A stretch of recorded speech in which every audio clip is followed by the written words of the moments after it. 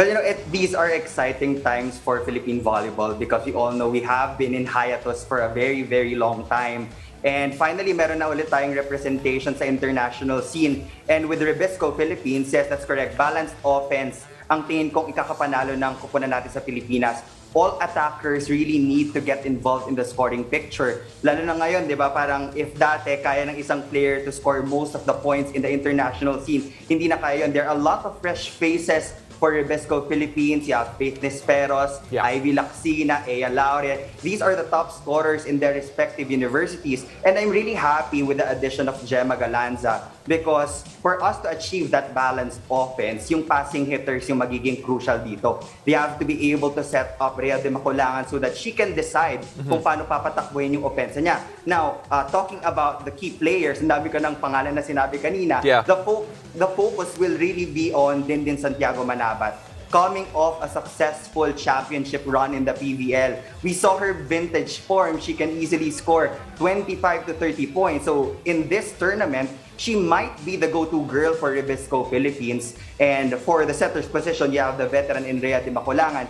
In-game decision-making naman yung crucial for her. She has a lot of powerful attackers, so it's all about bringing out the best in every player and drawing out the best combination plays also to keep the opponents guessing. And lastly, I talked about Abby Maraño. She has probably one of the longest stints in the national team. 2015 ata siya nagsimula, if I'm not mistaken. And as a vocal leader, magiging crucial din yung leadership role niya. And with her experience in the past, marami na siyang natutunan sa international stage. You know, I forgot one part of your little thesis defense here. Kasi grabe sumugot si Neil, no? Parang parang professor Kung ako yung professor, uno na on new uno na yan, well, you know, sa Lasal, pasang-awa lang yun eh. But anyway, the challenges that you put, blocking is going to be an issue for this team.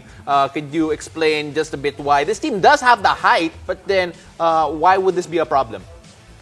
I say that this can be a point of concern kasi maraming bago na first time lang sa Sabak sa ganitong level of competition.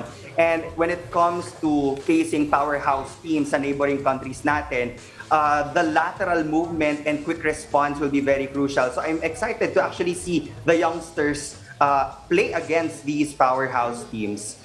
So hopefully we can get good touches on the attacks of our opponents to set up our own offense as well. And now let's move on to the other Philippine team, Choco Mucho. You said that their keys to winning is strong net defense. Key players that you mentioned, MJ Phillips, Riri Meneses, Don Macandili, and the challenges that they're gonna face, floor defense. Why is that, Neil? Now for Choco Mucho Philippines, if you look at their roster, parang dito inilagay yung pinakamatitibay nating middle blockers. You have Riri Meneses, you also have Majoy Baron, Del Palomata. And if we can get successful touches on the first attack of our opponents, mas madali tayong to set up our transition plays. Now, when it comes to key players, if ever man na makakalaro nga si Kalei Mao, I think that would be a great addition for the Philippine team. She's expected to pace all scorers, but again, we're still not sure if she's going to play. Then you have Riri Meneses, one of the best blockers right now. I would say that I have seen her grow really well dito sa volleyball scene sa Pilipinas. She emerged as the best blocker in the recently concluded PVL, and she is really peaking at the right time. And yun nga, with MJ Phillips and Don Macandili, yung experience din nila madadala. Si Don Macandili will take over the floor defense and first balls of Choco Mucho Philippines. But the question is, gaano kalaking area ba ang kailangan niyang sakupin? So yun yung point of concern ko. We have good blockers, we have good hitters, but can the passes be consistent for us to score the points for Team Philippines? You know, a lot of people are looking at these two teams and they're obviously interested and intrigued by how they'll end up playing, especially at this level of competition. But then the expectations of each of these teams, I'm assuming will be different because of yung composition nila in terms of the youth, in terms of the experience. What kind of expectations can we have, Neil, for both these teams? Siguro sa akin, as an avid volleyball fan, I'm managing my expectations as well. Kasi instead of sending out one solid core of the Philippine team, we decided to go for two different teams with different compositions. Siyempre, may mga diskarte naman yung coaching staff natin. But again, I feel that this tournament, itong unang tournament na sasalihan natin after a very long time, is really for the exposure of the players to get the volleyball program in the Philippines rolling.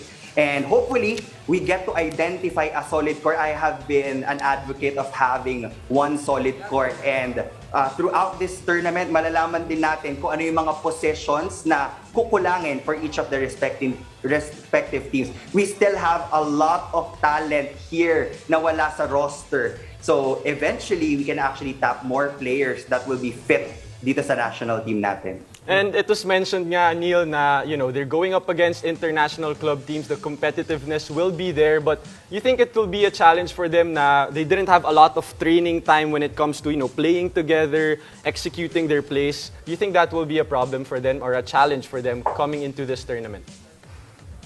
This has always been one of the points of concern na gelling will always be an issue kasi syempre nag-iiba tayo ng tao with the bubble setup, hindi rin naging super consistent yung training natin. I think na 3 months more or less ang nakuha natin in preparation for the tournament. So siguro yung skill set ng bawat isa and yung maturity doon na lang dadalhin kasi I think as again volleyball is a universal language. It's the same for all countries. You know the basics. So it's a matter of bringing your A game in each and every game.